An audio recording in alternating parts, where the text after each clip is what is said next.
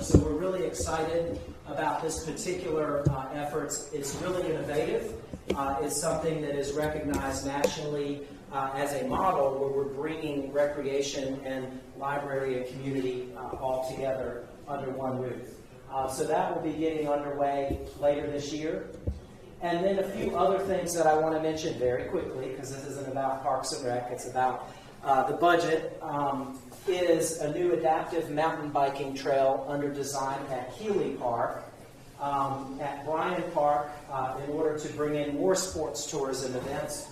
We've got a field conversion and field lighting project going on. We're working with the state on a greenway study for an East Greensboro greenway that would connect from the depot and near the downtown greenway out to Barber Park. We're working on improvements at Gillespie Golf Course, also in our inventory. I've talked about the Greensboro Science Center, and we've got several neighborhood parks where we've got master plan efforts underway. Lots of different ways you can get involved in Parks and Rec. Hopefully all of you, if you think about it, or with your household, think through places you might like to go in Greensboro. Hopefully a Parks and Rec site is on that list. But participation is one way to really get involved. But you can also volunteer. You can get involved with some aligned organizations, including Greensboro Beautiful, with community cleanup efforts, and our botanical gardens, with the Greensboro Parks Foundation, a support foundation that works with Parks and Rec to fund different initiatives.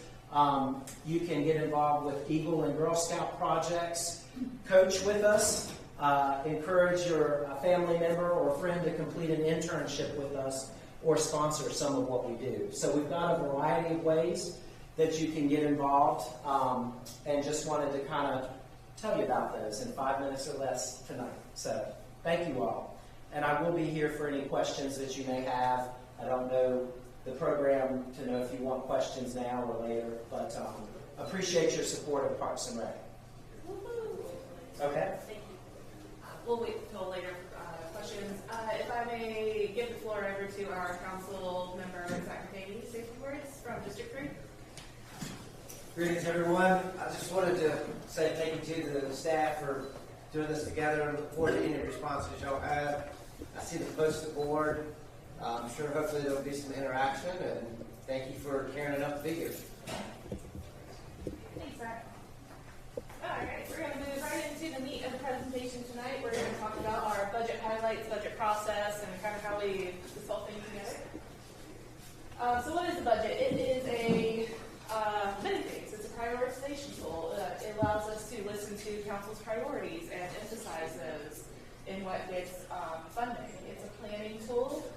We even use it to forecast out for the next few years and try and get an understanding of what our needs are going to be as a city, as a community.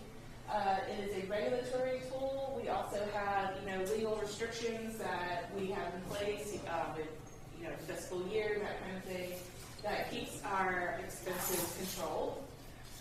And a communications tool. It's a way for everyone in the city to be, transparent and give information to the public about what's getting funded through your tax dollars. And we're going to watch a presentation about the budget development process.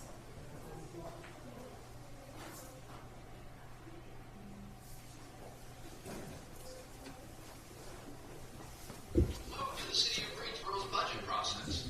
Let's learn how our city government prepares its annual operating budget. A city budget is a proposed plan for how we will raise and spend money throughout the fiscal year. It determines the city's property tax rate and is a critical task that shapes the future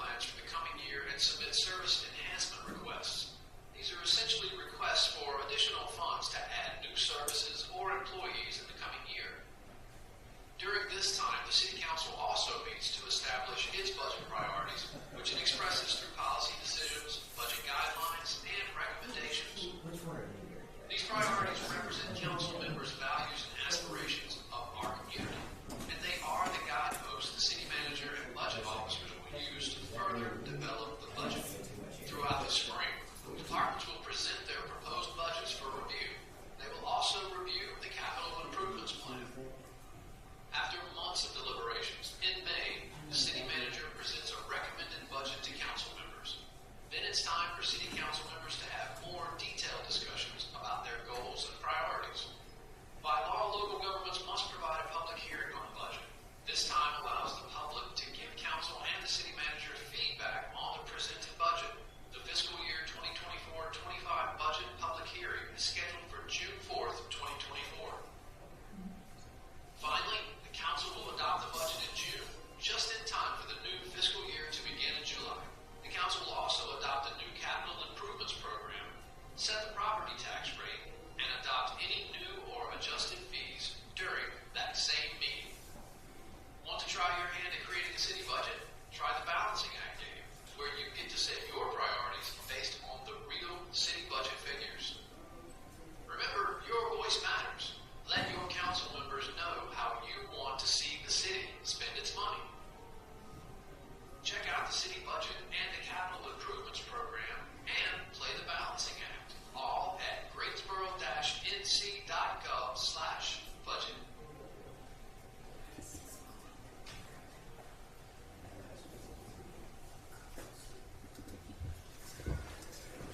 A lot of heart and soul in that video. Yes, it did. Yay. For giving such accurate portrayal. All right, so that's our budget development process, and I had mentioned earlier, just slightly, that we have a fiscal year. It is July 1st through June 30th, but we don't spend all of our time doing budget development in that period. We also spend our time doing management studies, looking for statistics and data to help make informed decisions for across the city. We also do some budget adjustments and budget amendments, and just kind of keep up with the budget as it changes over the year.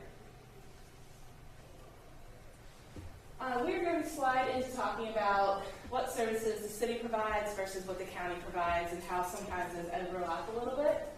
Here in Greensboro, we like to put our services into 4 different service area buckets. The first one being public safety. We've got police, fire, and Guilford Metro 911. Our community services are things like Parks and Rec, and libraries, and housing and neighborhood development. We also have infrastructure, that's your water supplies, also your planning department, your solid waste and recycling, as well as general government, and that's kind of your ancillary hallmark departments of government. That's your IT, that's your finance, your human resources, your budget communications, your executive office, those kinds of functions. And then you'll see here that, like I said, some of our services overlap. You can kind of think of cities as we take care of things within our own bounds. That's our roads and our sidewalks and our streetlights. The counties are more arms of the state. They tend to take care of things like public health and social services. And then they also fund the public schools here in Guilford County. And then we have some overlaps. We were talking about how we have some park functions that overlap. We do joint partnerships with economic development. And then, some reciprocal response with law enforcement, sheriff's office and GPD, that kind of thing. And then here's just a nice list of what the county does. They have their own sheriff's office, just to highlight a few.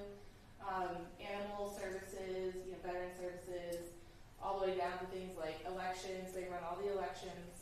They are the sole collectors of the taxes from anyone that lives in Guilford County. They also do the register of deeds function.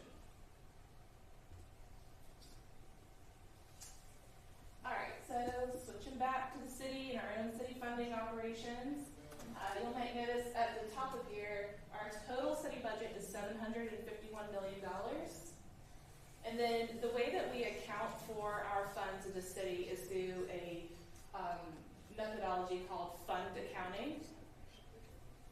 Our largest fund is our general fund. That's $403 million out of the $751 million. And that is kind of going back to that, we think about those service areas again, it's largely made up of our general government area, a little bit of our infrastructure departments, and most of our public safety. So for 911, it lives in a different fund, which we'll get to in a minute. Our enterprise funds are special. They should, in theory, and in most cases, work like a business. Anything that they charge out also supplies their operations. The best example of this is our water department, as well as our sewer and stormwater funds. Let's see, we also have our GTA fund in that bucket as well. Moving on to internal service funds, this is all kind of a more of a principal type of way of capturing how we charge each other for services within the city. Really easy example of this is we have a graphic designer who takes on projects from different departments and then charges out their hours to the department. And we just capture those types of charges and fees in internal service funds. We also have our debt service fund where we budget for our payments on principal and interest of various long-term debt. Best way to think about this is your bonds. We have that all budgeted in its own separate bucket. And then we have our special revenue funds. These are some distinct funds like our cemetery fund, as well as our Municipal housing partnership revolving fund. We just refer to it as Municipal.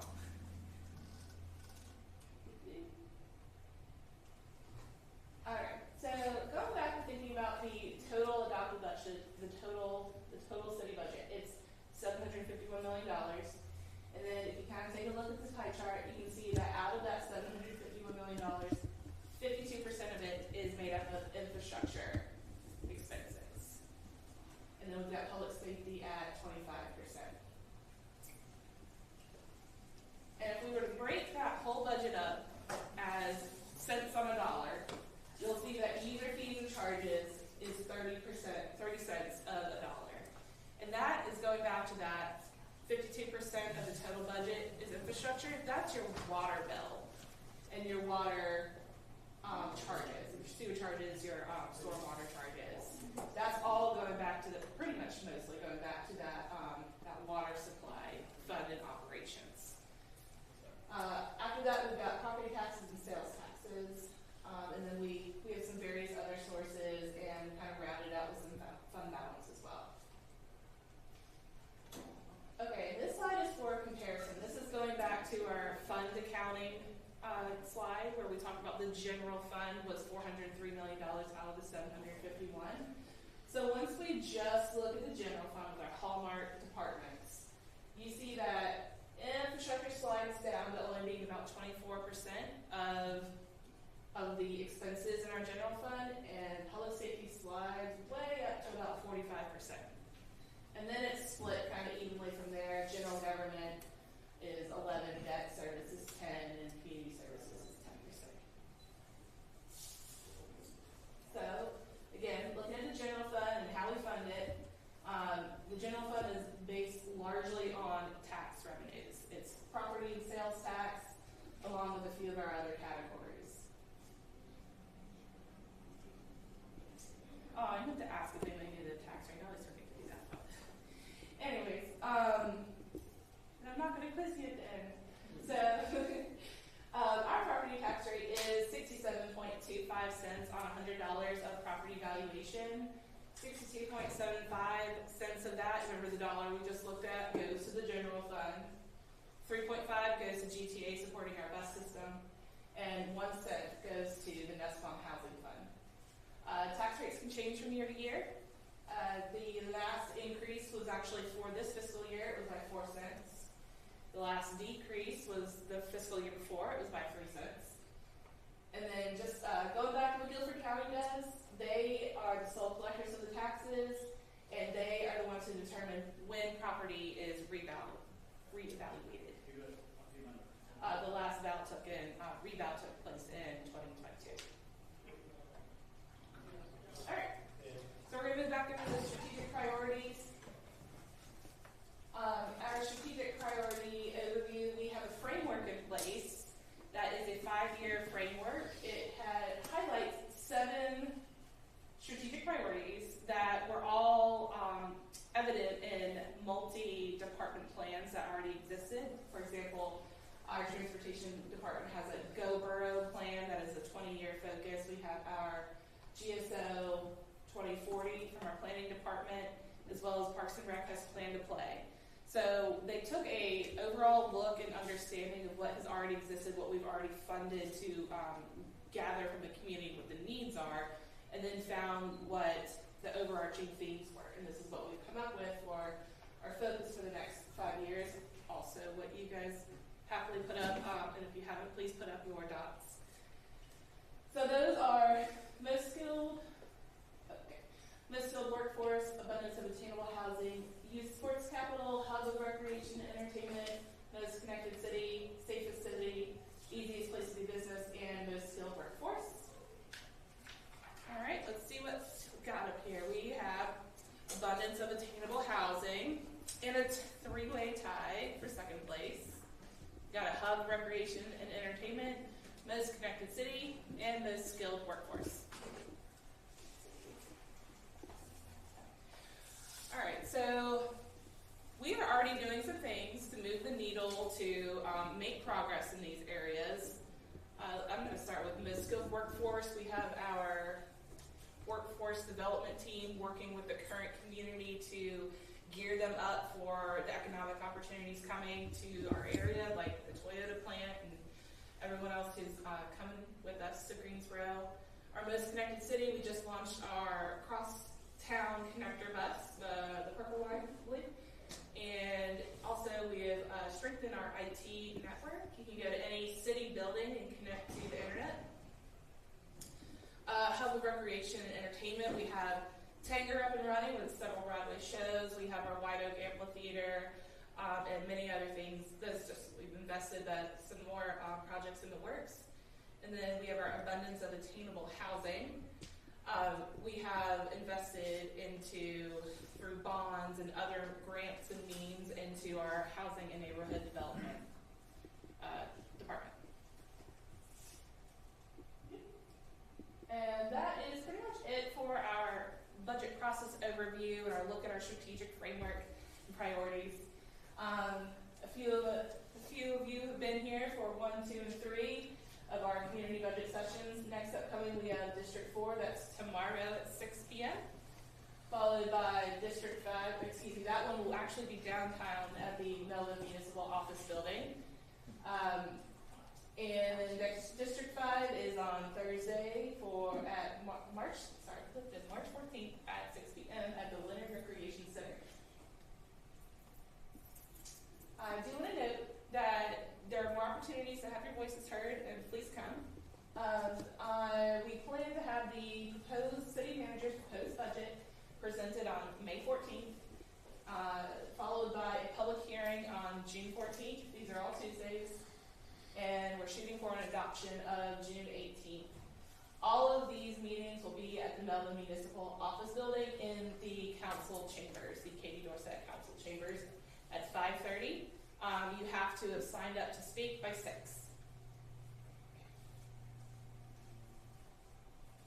think we're ready for comments and questions. Yes? I just had a question about the new Windsor rec. If the library there is replacing the library branch, or is it a new library branch? It will be replacing the Chavis Library branch. So that's one reason why you see the name as Windsor Chavis NOCO Community Complex, reflecting that the library is an integral part of the new facility. Yes. Thank you.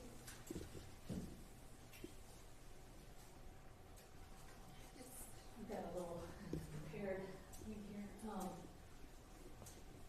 My name is Christina Larson, and I'm a local business owner. Hey y'all. My customers. I'm here representing Greensboro Beautiful as a volunteer. In fact, I chair the Public Gardens Committee, and I see that my notes are all gone, so I'll speak from the hip. The Bog Garden, we all know, is a very popular botanical garden in Greensboro. In fact, number 4 on TripAdvisor's list of the most popular things to do in Greensboro. Number 1, the Science Center. I'll tell you later 2 and 3 if you want to know. But number 4, over 116,000 visitors last year, and we've got a elevated boardwalk that is necessary to keep people out of the bog, because who would want to walk in the bog garden in the mud, right? And encountering the wildlife. So to view the wildlife from a safe distance, we need this safe elevated walkway. So the boardwalk is well past time to replace. Back when we did participatory budgeting, we funded a study. The engineering study has been completed. It's $1.7 million to complete the replacement just as it is, no improvements. We have been fortunate that on Phil's team, we have a master carpenter working in that garden, and he's made significant repairs over the years, but it's at the point now that he can't continue to make those repairs because there's nothing to secure the new boards to. It's deteriorated to that point. So, Councilman, I'd be happy to take you through the bog garden anytime. I'm sure you frequent it anyway, but there's a bridge that's sinking where the pilings are actually in the stream, so the stream bank is eroded, and it's probably down 6 or 8 inches at this point. And it's right near where the owl boxes are, so if we have baby owls this spring, that's going to be a popular path. So just advocating for that. Can you explain the Municipal Housing Fund? Is that the right name? Yes, that's one housing revolving fund. Yes. What can you give me? Like, what is it? What's the money go to? I'm gonna turn it over to you. Yeah, that's no problem. So the Municipal Housing Fund is a separate pool of money where that fund goes towards housing initiatives. So in that fund that is solely focused on housing, there's a little bit of admin in there, but the primary purpose of it is, leveraging funds within that fund to help support affordable housing. There's funds in there to help with if someone has been displaced, helping them get temporary housing or emergency shelter housing. So all of those things are encompassed within that fund. That's what that housing fund goes to. And we set aside a certain amount. We I do. think when Vic Nussbaum was mayor, it was a half penny on the tax. Right, and it's been increased to one cent. Right. Mhm.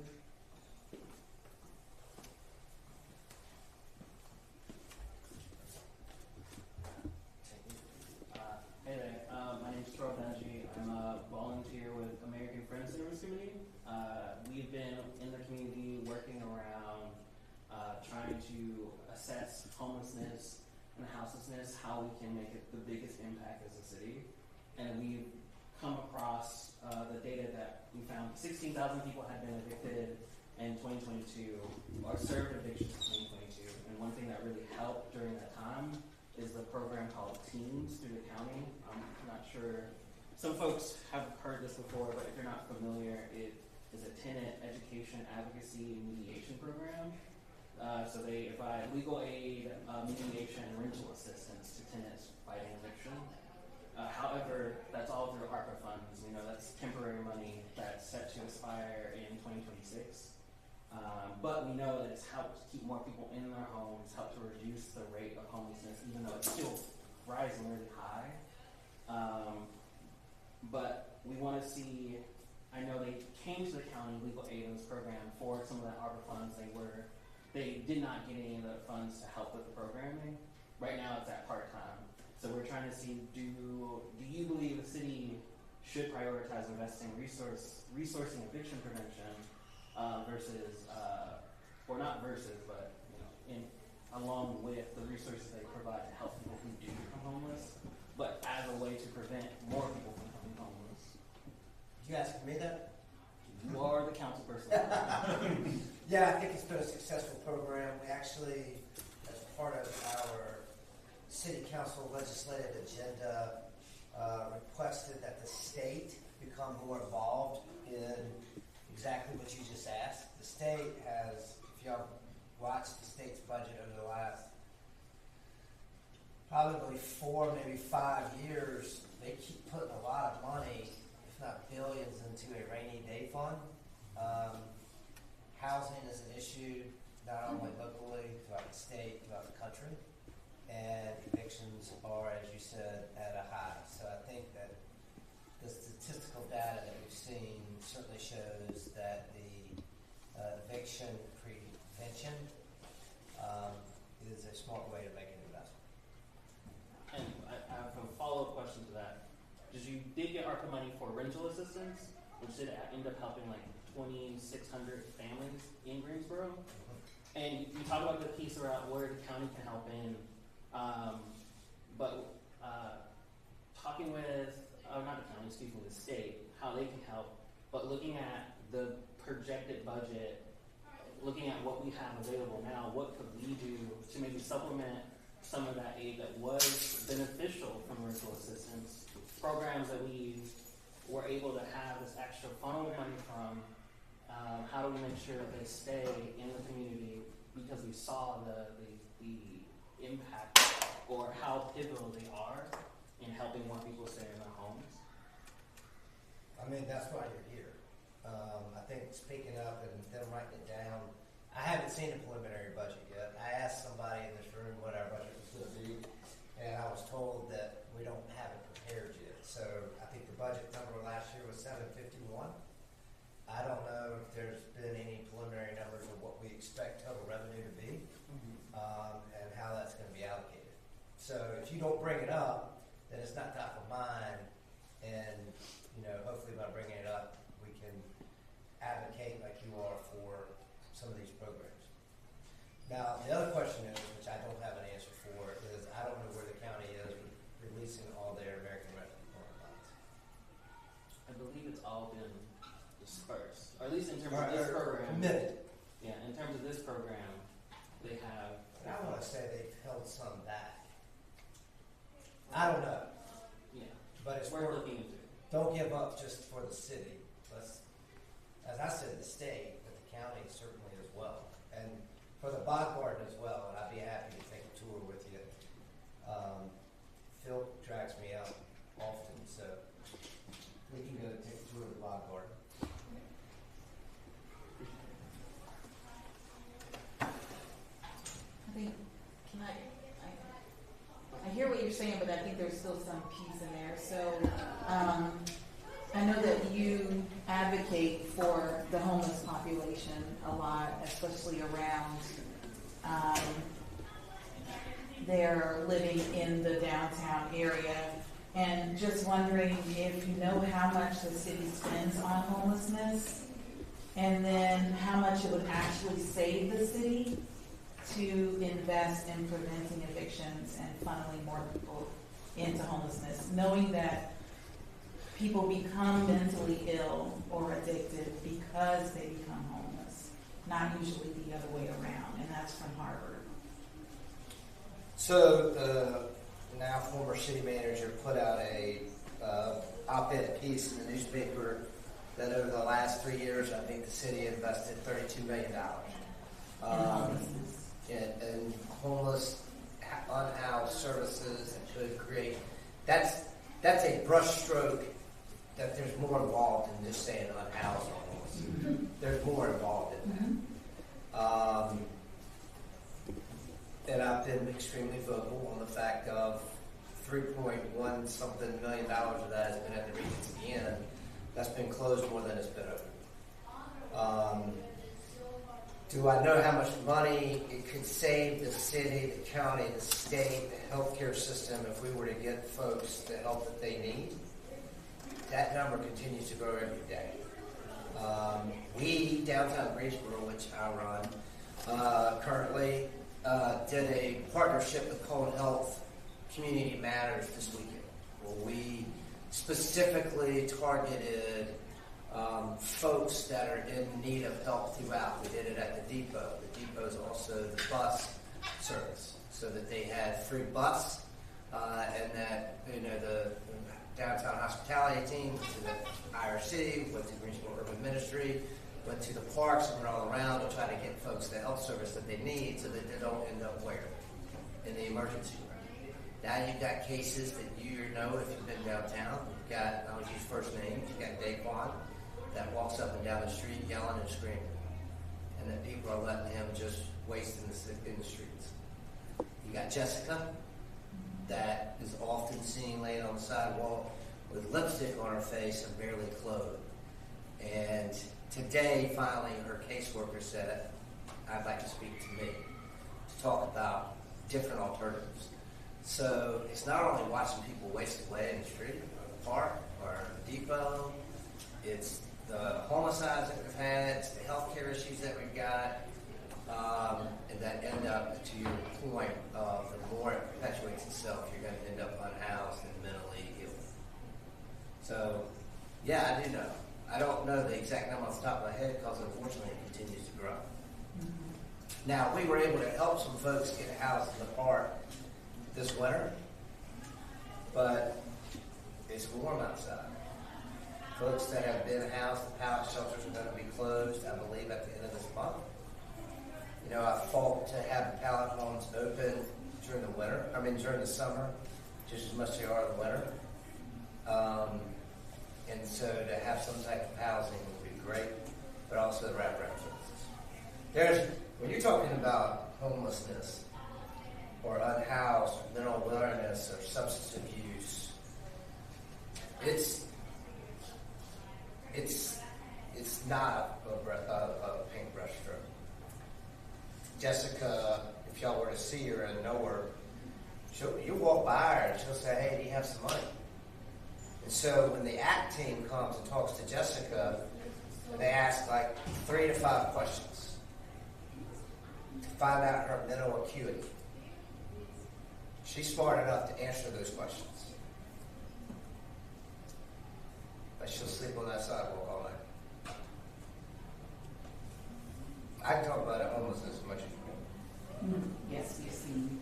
And we're trying to keep from getting to that point. So I guess another question would be how can the city inform people about tenants' rights, and also help to connect them to the resources that you're talking about, or some of these? I think the resources that are out there have to do a better job of reaching the people that they're supposed to be reaching. I've had no secret about that. We've got the continuum of care, the COC, which you hear often referred to. Continuum of care is made up of 34 agencies to 36 that cover a myriad of substance abuse, mental illness, welfare liaison project to across the board, to short-term housing, to midterm housing and long-term housing, to tenant housing and help. And so, you know, I've been a part of a homeless task force for 2 years. Can y'all tell me anything that's come out of that? Not much.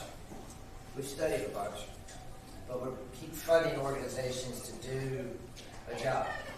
And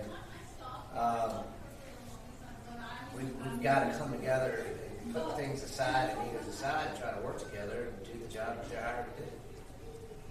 It's not just the city. I mean, we fund these organizations. The county funds these organizations. The state funds these organizations. The federal government funds these organizations. And how accountable are we holding them to? I can tell you, Mr. Hicks, besides you, holds me accountable pretty much every damn day.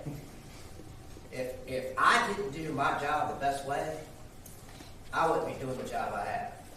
I wish other people would hold those organizations accountable that are supposed to do what? Exactly what you're asking me to do for the city. Well, we fund these organizations. How about somebody hold them accountable? Wouldn't that be you guys for funding them? I've tried. I do every damn meeting. Folks, I'll tell you, it's the hardest thing. And the reason why, I know you mentioned downtown, obviously I'm extremely involved downtown. That's, dedicated now, if you think about city council in downtown Greensboro, for the last 20 years I've dedicated my life to the city. And I am downtown every day. And it breaks my heart to see the same people doing the same thing. And every meeting, what do I say, Jason? Why are we not doing this? Why are we not fixing the Regency Center?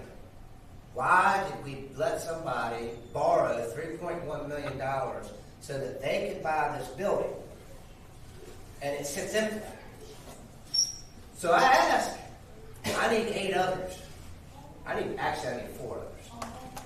I'd like to have 6 just in case one flips on me. But that's funny, but it's true. 5 votes. If we would have taken ownership of that Regency Inn, I would have never voted to let somebody borrow your money, your taxpayer money, for a property that's sitting empty right now. So yes, it is the city, but since we fund them and we say, okay, what are we doing? And we have this task force. What are we doing? You know, I'll give Bernita Sims credit. She's working better with the downtown hospitality team.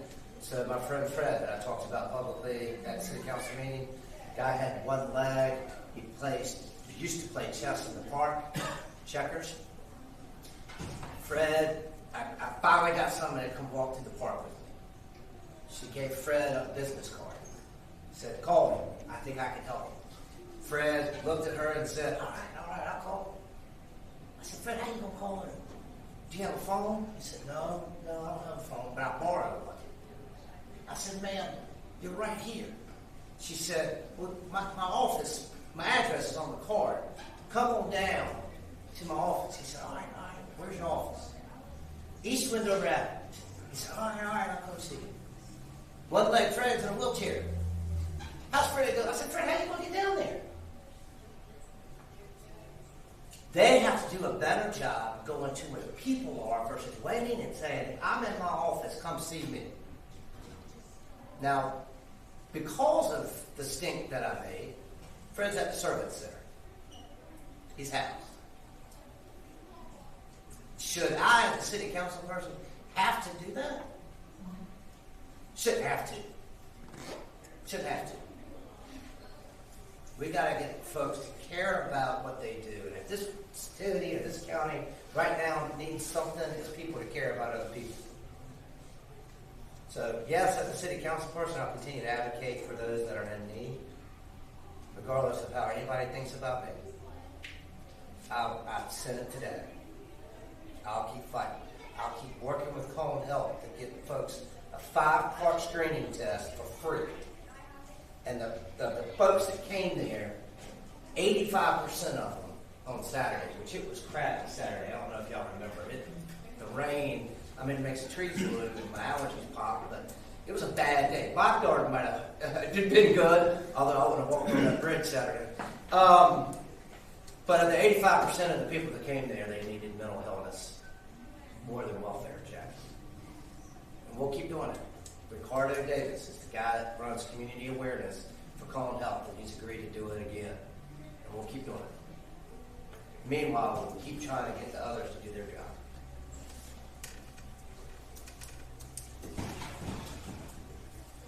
Anybody else? Oh, you know I got something to say. This ain't exactly Jason conversation. Oh, no, not at all. But I think one thing I said at the last budget meeting at Dr. Wells was one thing I'd like to see come out of the budget was that we fund the Office of Community Safety into the Department of Community Safety and fully support that work where they're housing Beehart. I'm all. You know what I said last meeting? Double the budget. Well, double the budget. I don't know about that, but no, now think about it. What's one of the most successful things? So the Beehart team is housed underneath the now Office of Community Safety. Right. Is that right? Yeah, that's right. Which is a part of GPD, Greensboro Police Department. Oh, you're saying double their budget? No. The Office of Community. Okay, yeah, I agree with that. I thought you meant the whole budget. Oh, sure, you do that. No, their budget's $45-50 million. Right. We ain't got that kind of money. Right. But the behavioral health resource team is the Beehart team. They are the first to be called traditionally for Jessica or Daquan or somebody in need to try to de-escalate the situation of the healthcare mental illness before it has to go to GPD. I think it's one of the most successful programs. They've got 7 officers right now in that department. I would take it to 14 today. Well, the problem though is their hours are Monday through Friday from 8 a.m. to 10 p.m. Doesn't work. That's crazy. Doesn't work. Yeah, that's ridiculous. So I said in the work session, y'all get this on camera. Jason Hicks and I agree. I agree. Yeah. Double. Not the police department. I got you. Beehart. Right. And that office. So by the way, just for kudos, and I've said, what these folks are doing here that are here in the budget office, and they got a tough job, but the lady that runs that Office of Community Safety and within a short period of time was nominated for a state board by the governor. So we've got some very talented people in the city doing difficult work. And then my only other suggestion, which I probably shouldn't suggest, but now that we've determined that the NUSBM fund funds the, sounds like it funds the neighborhood and housing development. Is that what you said? It's under that department's. Not their operations. No. Oh, okay. Well, either way, I think we should get rid of Michelle Kennedy. So I just needed to say that out loud. I don't know if you can write that down on budget talk, but that's that. So that's all I got. Anybody else? Y'all got any closing remarks? Oh, I'll say this. I do got one more question. All Sorry. right. No. I just want for clarity's sake, what exactly, I didn't get a good answer last time, what exactly is youth sports capital? So it's interesting nobody put that up there because that I would tell you, youth sports capital, probably not a great terminology. I know it's not y'all's, but I would say amateur sports capital is probably not the right word. Bryant Park. So, folks don't realize, and even I am not perfect at it, but how much revenue we bring in. So I was at the Women's ACC tournament this weekend, which is amateur sports. And so that brings in revenue. When you see the athletes, the families coming in for the hotel-motel tax, hotel-motel tax, the city and the county receive a significant financial benefit. And then how do we use that money to invest in other A&T's track? There's probably going to be a point that A&T's track needs to be, that hasn't been in a while, Phil, I don't know if you know, that's called a fast track. So I remember coming back from New York one time, there were all these young athletes coming on to come race at A&T. The Aquatic Center, that was controversial 10, 15, whenever we voted on that. It's packed every weekend. It's called a fast pool. And so the revenue that brings in is huge. So if we're not going to be a pro city, and we're not, I mean, let's face it, Charlotte has their pro teams. We're not going to have pro teams. But how can we drive tourists to bring outside money back into Greensboro so that we can take that revenue and do something else with it? So can we take their revenue that they bring here? I specifically chose Lewis Rec because Lewis Rec he's put duct tape and glue together with this.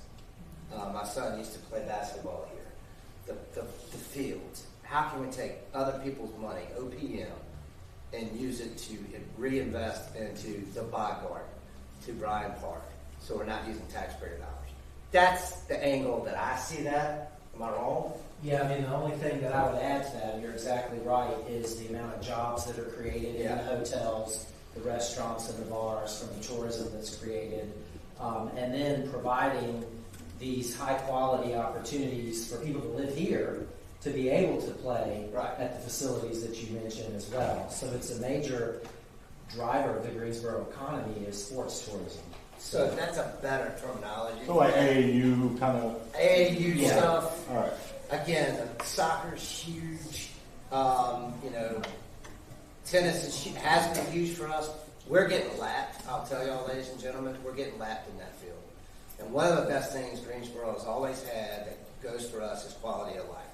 Now, granted, I think our quality of life, you mentioned the Science Center, the Garden, Gateway Gardens, the trails that we have at Burr Mill, other things that we have going on. We're still phenomenal for a size city that we have.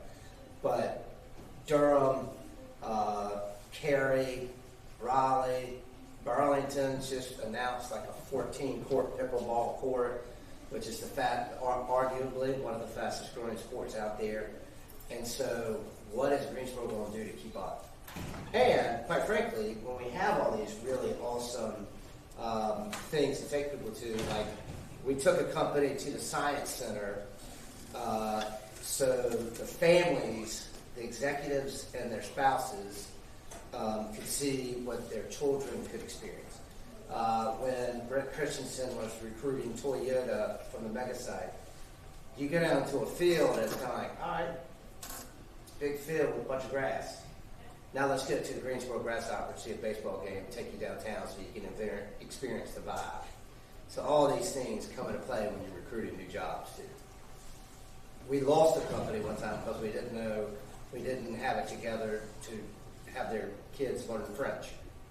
So GDS invented a French program, so we won't lose that again. So all these things, when you're recruiting businesses, come together. And Connected City, the hub of recreation and entertainment, the safe city.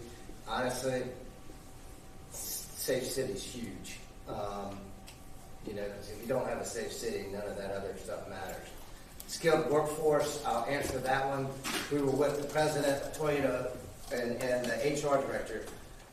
They are hiring 100 people a month in perpetuity. And the president, Sean Suggs, says they told us they have not had one issue hiring anybody. And they're paying pretty good. So that's a strong statement that we have a talented and educated workforce. But that's a long answer to your question about sports. So ignore my work, but I'm also the vice chair for Parks and Rec, and you probably have already been contacted by one of our commissioners. But when we're talking about sports tourism, we also have to talk about deferred maintenance. Yeah, I got that email. Okay, we need it to keep those. Phil might have hit me up last week. Yeah. You probably get hit up a couple more times because we really need it. Well, I don't disagree. And there might be some radical things that Phil heard one yesterday or last week about a whole other thing about what can we do strategically. For example, last year, quite frankly, the police chief came up with the most strategic budget item that we voted on. Because he said, y'all are funding X amount of officers. If I could hire that many officers, which I can't, we'd still be overfunded. So cut my officers down from 124 a year that were empty to 85. Now we just badged 24 new officers, which is great, the number-wise. But he was like, okay, strategically, if we do this, we can do that. So what other strategies, and I asked for this last year and I didn't get it, what other strategies can we come up with? One could be, instead of outsourcing all tree cutting, and when storms happen or diseases and things like that, instead of outsourcing that, actually let's have a city employee tree crew. We could probably save a few $100,000. So what can we do strategically to save money? Maybe bring things in-house so that we can get the $5.2 million I think that y'all need for deferred maintenance. It's got to come from somewhere. Yeah, we'll circle back up with you because there should have been. I got a Scott. Yeah, you should probably include Scott Neely. Scott Yeah. Neely. I don't get enough emails. I don't have to get a whole lot of emails. I mean, I get plenty, but I remember Scott sent me an email. Yeah, we have a plan for that. Okay. Thank y'all for coming out. Anything else? I'm going to be a dad. So, anything else? Good? All right. Thank y'all. I got to get my kids dinner. It's Tuesday. I get home at 6 o'clock. That's pretty good. Thank y'all's team for doing Yes. it. Y'all done? Yeah, we're done. Thank you all for coming. Thank you, Zach, for all your work. Gary? Good job. You caught that, right? Yeah. I They're did too. about every day at some point. All right. See y'all. So, he has another business. He's running that. You okay? Yeah. Okay. No one told you it was the time change?